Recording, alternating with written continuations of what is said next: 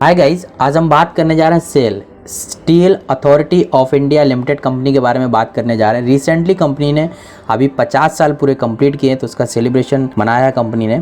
और इसकी अगर हम बात करें, हमारे एक सब्सक्राइबर है मिस्टर रंजीत सिंह जी, जिन्होंने रिक्वेस्ट की है कि सर सेल पे एक एनालिसिस प्रोवाइड कीजिए, तो आज उनकी रिक्वेस्ट पे हम ये वीडियो आप तक पहुंचा रहे हैं। तो आपसे मेरा रिक्वेस्ट है कि आपको भी अगर किसी कंपनी के प्रति डाउट है, कोई क्वेश्चन है, तो हमारे कमेंट सेक्शन में कमेंट कीजिए। उस कंपनी के बारे में हमारी टीम कंप्लीट एनालिसिस आप तक जरूर पहुंचाएगी। चलिए बढ़ते हैं कंपनी के एनालिसिस की ओर। तो जैसा कि हम हमेशा की तरह बात करेंगे, कंपनी के फंडामेंटल और टेक्निकल एनालिसिस कंप्लीट आपको प्रोवाइड करेंगे। तो प्रोफाइल से हम शुरू करते हैं। कंपनी के सेक्टर से बिलोंग करती industry, share holding pattern, quarterly results के बारे में हम डिस्कस करेंगे। साथ में हम टेक्निकल एनालिसिस में चार्ट एनालिसिस करेंगे, स्टॉक के ट्रेंड आइडेंटिफाई करेंगे कि स्टॉक ये क्यों अभी टूट रहा है, इसके बारे में हम बात करने जा रहे हैं। क्लियर? तो हम शुरू करते हैं कंपनी के। उससे पहले अगर आपने अभी तक इस चैनल को सब्सक्राइब नहीं किया है, तो मेरा रिक्वेस्ट है कि आप इस चैनल को फर्स्ट ऑफ ऑल सब्सक्राइब करें, और अगर वीडियो अच्छा लगे तो लाइक करें और उन लोगों तक पहुंचाएं जिन्हें इस वीडियो की ज़रूरत है। क्लियर है? इसके बाद आप हमारे लेटेस्ट वीडियो सेक्शन में जाकर वीडियो लेटेस्ट देख सकते हैं और हमारी प्लेलिस्ट भी विजिट कर सकते हैं। क्लियर? आगे बढ़ते हैं कंपनी के बिजनेस एनालिसिस की ओर।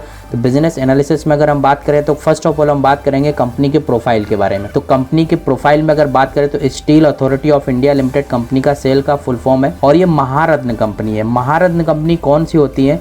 महारत्न कंपनी वो कंपनी होती है जिनमें गवर्नमेंट की, डायरेक्टली सेंट्रल गवर्नमेंट की मोर देन 51% शेयर होल्डिंग्स होती हैं। क्लियर है? तो महारत्न अगर बात करें तो ऐसे टॉप 10 महारत्न कंपनी है, और ओवरऑल अगर बात करें तो करीब 249 कंपनी जिसमें गवर्नमेंट की मोर देन 51% शेयर होल्डिंग्स है। क्लियर? तो इसके बाद अगर हम steel Authority of India limited की बात करें, तो ये largest steel making producer company है, और ये 7th महारत्न कंपनियों में से आती है, और ये जो इनकॉर्पोरेट हुई थी वो 24 जनवरी 1973 में। नेक्स्ट हम बात करें इसके प्रोड्यूस की अगर, तो आयरन और स्टील कंपनी प्रोड्यूस करती है 5 इंटीग्रेटेड प्लांट के थ्रू और 3 स्पेशल स्टील प्लांट्स के थ्रू कंपनी प्रोड्यूस कर रही है, और ज़्यादातर इसके प्लांट ईस्टर्न और सेंट्रल रीजन्स में अवेलेबल है। क्लियर? इसके बाद अगर हम बात करें next, widest range of product है स्टील प्रोडक्ट्स कंपनी बनाती है, जैसे pig iron, cold rolled products, pipes, semis, structurals, SAIL TMT bar जिसे हम सरिया बोलते हैं। इसके बाद अगर बात करें गैल्वनाइज्ड प्रोडक्ट्स है ना, wire rods, PM plates, railway products company बनाती है, जितने भी रेलवे में ट्रैक वगैरह, ये पुल्स वगैरह जो होते हैं उन पे यूज़ होते हैं कंपनी के प्रोडक्ट्स। व्हील्स एंड एक्सल्स की बात करें, हॉट रोल प्रोडक्ट्स कंपनी बनाती है। इसके बाद स्टेनलेस स्टील प्रोडक्ट्स कंपनी बना रही है, इलेक्ट्रिकल जो भी स्टील्स होती हैं उसके प्रोडक्ट्स कंपनी बना रही है। इसके बाद SAIL secure TMT bars company बना रही है। क्लियर? पिग आयरन की अगर बात करें, तो ये क्रूड आयरन के नाम से भी जाना जाता है, और ये इंटरमीडिएट का काम करता है हमेशा आयरन इंडस्ट्री में। क्लियर? तो ये स्टील प्रोड्यूस करने के लिए उपयोग में आता है। इसके बाद अगर हम बात करें कोल्ड रोल्ड स्टील की, तो इससे जो बनने वाले प्रोडक्ट्स हैं, जैसे मेटल फर्नीचर जो होते हैं इसी स्टील से बनते हैं, स्ट्रक्चरल पार्ट्स बनते हैं, होम अप्लायंसेस बनते हैं, water heaters, metal containers, fan blades बनते हैं इसी से, फ्राइंग पैन्स यूज़ होते हैं, कंप्यूटर के कैबिनेट्स जो आते हैं वो इसी कोल्ड रोल्ड स्टील से बनते हैं। क्लियर? तो ये बेसिक इन्फॉर्मेशन थी जो मैंने आपको प्रोवाइड की है। आगे बढ़ते हैं कंपनी के सेक्टर के बारे में अगर बात करें, तो आयरन एंड स्टील सेक्टर से कंपनी बिलोंग करती है। इंडस्ट्री जैसा कि मैंने बताया स्टील एंड आयरन प्रोडक्ट्स का काम है मेनली। ऑफिशियल वेबसाइट की अगर हम बात करें, तो www.sale.co.in इसकी ऑफिशियल वेबसाइट है, आप लोग जरूर विजिट करें। मोर इन्फॉर्मेशन आपको वहां से वेबसाइट के थ्रू मिल पाएगी। करंट प्राइस की अगर हम बात करें, तो 77.90 ये क्लोजिंग प्राइस लिया हुआ है। मार्केट उस दिन डाउन था। मार्केट कैप की बात करें, तो मिड कैप में आती है कंपनी, 32,176 करोड़ का कंपनी का मार्केट कैप है। और इसके बाद अगर हम बात करें रेवेन्यू की, तो रेवेन्यू का कंपनी जो आयरन एंड स्टील से आता है वो 95.3% रेवेन्यू, और अदर्स प्रोडक्ट से कंपनी का रेवेन्यू 4.7% जनरेट करती है। इसके बाद लोकेशन वाइज करें, तो इंडिया में 90% and rest of the world 9% और 0.9% अदर लोकेशन से कंपनी का रेवेन्यू जनरेट होता है। इसके बाद अगर हम बात करें शेयर होल्डिंग्स पैटर्न के बारे में मेनली बात करें, तो प्रोमोटर्स की अगर हम बात करें, तो इसमें 65% प्रोमोटर्स की शेयर होल्डिंग्स पैटर्न है, और पब्लिक की बात करें तो 35% है। मेनली प्रोमोटर्स में जो प्रेसिडेंट ऑफ इंडिया, मैंने आपको बताया जैसा कि सेंट्रल गवर्नमेंट की इसमें होल्डिंग्स है, तो वो है 65%। क्लियर?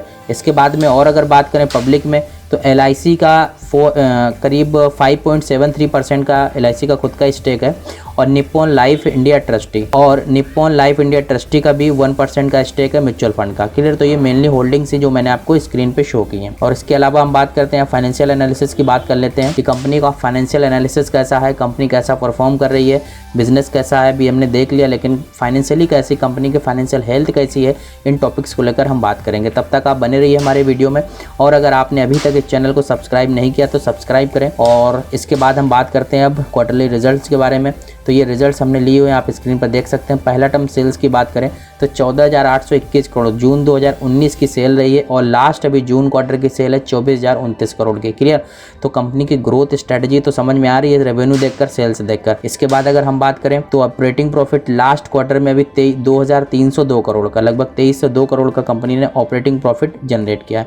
नेक्स्ट अगर हम बात करें ओपीएम, कंपनी का लगभग 13 से 14% का ओपीएम जनरेट करे। बीच में कुछ अच्छा परफॉर्म किया कंपनी ने, 26, 32 अप्रॉक्सीमेटली इसका ओपीएम जनरेट रहा, लेकिन अभी लास्ट क्वार्टर में 10% का। पिछले 4 क्वार्टर से कंपनी का अच्छा परफॉर्मेंस नहीं है, कंटिन्यूसली डाउन में परफॉर्म कर रही है। क्लियर, इसके बाद अगर हम बात करें डिप्रिशिएशन, उसका रीज़न है सबसे बड़ा डिप्रिशिएशन में कंपनी का ज़्यादा पैसा जा रहा है। 873 करोड़ से आज 1194, मतलब लगभग 1200 करोड़ कंपनी का केवल डिप्रिशिएशन में चला जाता है। डिप्रिशिएशन क्या होता है अगर आप नहीं जानते हैं तो बेल आइकन पर क्लिक करके आप चेक कर सकते हैं हमारे आई बटन पे, वहाँ पे आपको एक वीडियो मिल जाएगा, या फिर लिंक पे भी आप देख सकते हैं। आपको यहाँ से भी आपको वीडियो के थ्रू डिप्रिशिएशन एंड अमोर्टाइजेशन क्या होता है इस पर हमने एक सेपरेट वीडियो बना रखा, आप चेकआउट कर सकते हैं। इसके बाद अगर हम बात करें प्रॉफिट बिफोर टैक्स, तो पिछले 4-5 क्वार्टर से 4661 करोड़ से प्रॉफिट आज की डेट में 1047 करोड़ तक कंपनी का प्रॉफिट आ गया बिफोर टैक्स। और आफ्टर टैक्स की बात करें तो 3470 करोड़ से आज 804 करोड़ का कंपनी का टर्नओवर हो रहा है। प्रॉफिट, नेट प्रॉफिट जो कंपनी का लास्ट क्वार्टर में जनरेट किया है वो 804 करोड़ का है। कंपनी का देख रहे हैं कंटिन्यूसली देखा जाए तो लॉस में जा रही है, बट फिर भी कंपनी का अच्छा परफॉर्मेंस है। इसके बाद अगर हम बात करें रिटर्न रेशियो की, तो रिटर्न ऑन इक्विटी पहला टर्म्स आता है हमारा। तो आज की डेट में रिटर्न ऑन इक्विटी बहुत अच्छा कंपनी जनरेट करी। लास्ट क्वार्टर की अगर हम बात करें, लास्ट जो मार्च एंडेड ईयर की, तो लगभग 24.5% का कंपनी का आरओई था। और रिटर्न ऑन कैपिटल की बात करें तो 23%, 24% के आसपास। और रिटर्न ऑन एसेट से भी कंपनी अच्छा परफॉर्मेंस कर पा रही है, 10% के आसपास का। तो रिटर्न रेशियो की अगर बात करें, ग्रोथ की अगर बात करें कंपनी की, तो अच्छा कर रही है, ग्रोथ में कंपनी अच्छा परफॉर्मेंस कर रही है। कुछ प्रॉफिट घटा है, वो इम्पैक्ट आपको आगे देखने को मिलेगा सॉल्वेंसी रेशियो में। जैसे total debt to equity ratio की बात करें तो कंपनी का कर्ज बहुत कम है, 32 पैसे के आसपास का कंपनी का कर्ज है। टोटल एसेट्स की बात करें, डेप्ट एसेट, तो 14.39% के आसपास का टोटल डेप्ट to assets ratio. Interest coverage ratio आज कंपनी का बहुत हाई है, ये बहुत ही बेस्ट सिग्नल है। 5% से लेकर आज 10% के आसपास कंपनी का इंटरेस्ट कवरेज रेशियो, क्योंकि कंपनी के पास कर्ज कम है इसलिए कंपनी का इंटरेस्ट कवरेज रेशियो बहुत ज़्यादा है। तो किसी भी कंपनी के लिए इंटरेस्ट कवरेज रेशियो एक तरीके से आप बात कर सकते हैं कि हम जब पर्सनल लोन लेने जाते हैं तो वहाँ क्रेडिट स्कोर जो हमारा चेक किया जाता है उसके लेवल का, जितना ज़्यादा क्रेडिट स्कोर उतना अच्छा हमारे लिए होता है। इन द सेम वे किसी भी कंपनी के लिए इंटरेस्ट कवरेज रेशियो जितना ज़्यादा उतना उस कंपनी के लिए बेटर होता है। करंट रेशियो की अगर हम बात करें तो करंट रेशियो कंपनी का 0.73 है। लास्ट क्वार्टर की अगर बात करें तो लास्ट एंडेड ईयर की तो 0.73% का है करंट रेशियो। करंट रेशियो दर्शाता है लायबिलिटी और एसेट्स को। तो कंपनी के पास में अगर करीब देखा जाए तो 1 रुपये का अगर मतलब लायबिलिटी है तो 73 पैसे की कंपनी के पास में एसेट्स हैं। तो ये रेशियो बता रहा है। तो कंपनी के पास में लगभग 1:2 का रेशियो होना चाहिए। अगर 1 रुपये की लायबिलिटी है तो 1.5 या 2 रुपये का कंपनी के पास में एसेट्स होना चाहिए। बट फिर भी कंपनी काम कर रही है, बैलेंस देखते हैं आगे कंपनी के। नेक्स्ट बढ़ते हैं, कंपनी के टेक्निकल एनालिसिस को लेकर हम बात कर लेते हैं। तो ये चार्ट्स हमने स्क्रीन पर लिया हुआ है, आप देख रहे हैं जो टेक्निकल चार्ट है ये। इस टेक्निकल चार्ट की बात करें तो कंपनी ने एक बहुत अच्छा उछाल दिया है।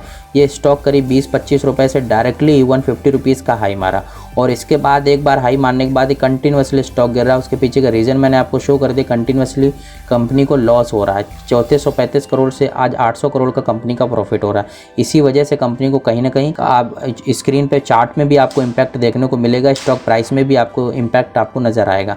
तो ये आप देख रहे हैं एक डाउन ट्रेंड कंपनी ने दिया और ये सपोर्ट और रेजिस्टेंस बनाया। रेजिस्टेंस की बात करें तो बार बार ये स्टॉक रेजिस्टेंस टच कर रहा है, ब्रेक नहीं कर पा रहा है ये स्टॉक। इसके बाद ये अल्टीमेटली देखा जाए तो ये क्या है, एक डाउन ट्रेंड फॉर्म कर रहा है, एक लोअर लो स्ट्रक्चर बिल्ड कर रहा है। तो ये डाउन ट्रेंड है। तो इस स्टॉक को जब तक रेजिस्टेंस ब्रेक नहीं होगा या तब तक प्रीवियस हाई नहीं तोड़ता है तब तक ये अप ट्रेंड स्टार्ट नहीं होगा। फिर भी अगर आप एंट्री करना चाहते हैं इस स्टॉक में तो आप ये जो सर्कल देख रहे हैं इस लो के नीचे अगर करंट प्राइस से लेंगे 78 रुपीज़ के आसपास ये करंट प्राइस आ रहा है। अगर इस प्राइस से आप बाय करना चाहते हैं तो 60 रुपीज़ 62 रुपीज़ के ऊपर आपका आसपास ये स्टॉप लॉस जनरेट होगा। तो आप इस स्टॉप लॉस से बाय बाय कर सकते हैं। अदरवाइज़ मेरा सजेशन रहेगा कि ये रेजिस्टेंस लाइन जो है ये अगर ब्रेक हो जाएगी तो और बेटर रहेगा, आपको एक इंडिकेटर मिल जाएगा कि अब स्टॉक ये ऊपर जाने वाला है। अब ये कंसोलिडेटेड फेज़ में है, थोड़ा सा रिस्की होगा, अवॉइड करना चाहिए मेरे हिसाब से। अगर हाँ रिस्की ट्रेडर हैं, रिस्क लेना चाहते हैं तो स्टॉप लॉस मैंने बता दिया 60-62 के आसपास का स्टॉप लॉस होगा। करंट प्राइस से आप 78 रुपीज़ के करंट प्राइस से आप यहाँ पे एंट्री भी कर सकते हैं अगर आप थोड़ा सा भी रिस्क ले सकते हैं तो। Okay, thank you so much. मेरा डिस्कशन यहाँ पर कंप्लीट हुआ।